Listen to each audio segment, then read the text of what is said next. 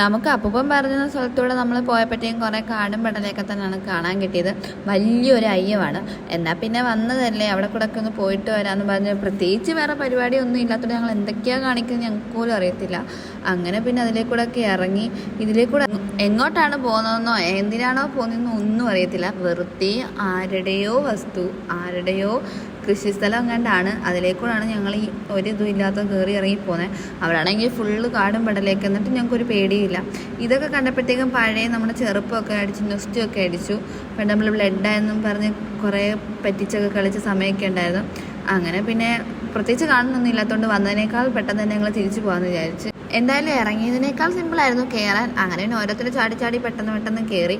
എന്നാൽ പിന്നെ ഇവിടെ നിന്ന് പോയേക്കെന്നുകൊണ്ട് പോകാൻ നിന്നപ്പോഴാണ് പെട്ടെന്ന് നമ്മുടെ കണ്ണിലൊരു സാധനം. പിന്നെ നമ്മൾ പിന്നെ ഹോസ്റ്റലിൽ നിൽക്കുന്നവർക്ക് എന്ത് സാധനം കിട്ടിയാലും വേണമല്ലോ. അങ്ങനെ പിന്നെ കുറച്ച് കാന്താരി മുളകാണ് ഉപ്പിലിടാന്ന് വിചാരിച്ച് നമ്മൾ പറിക്കുകയാണ്. പോകുന്ന വഴിക്ക് ഇതിൻ്റെ പേരെന്താണെന്ന് അറിയത്തില്ല. ഇതിങ്ങനെ പതപ്പിക്കുമ്പോൾ ഇതിനകത്തോടെ കുമിള വരുന്ന ചെടിയാണെന്നും പറഞ്ഞാണ്. പക്ഷെ ഞങ്ങൾ നോക്കിയിട്ട് പ്രത്യേകിച്ചൊന്നും വന്നില്ല. പിന്നെ അങ്ങനെ പിന്നെ നമ്മൾ അമ്പലമൊക്കെ കണ്ടുപിടിച്ചു. പിന്നെ നേരെ തിരിച്ച് ഹോസ്റ്റലിലോട്ട് തന്നെ പോകാമെന്ന് വെച്ചു. കാരണം നമ്മൾ ഹോസ്റ്റലിൽ കയറേണ്ട ടൈം ആയിട്ടുണ്ടായിരുന്നു. അങ്ങനെ പിന്നെ നമ്മൾ റൂമിലൊക്കെ എത്തി. നമ്മൾ പിന്നെ മന്തി കഴിച്ചു. മന്തിക്ക് നല്ല എരിവായിരുന്നു.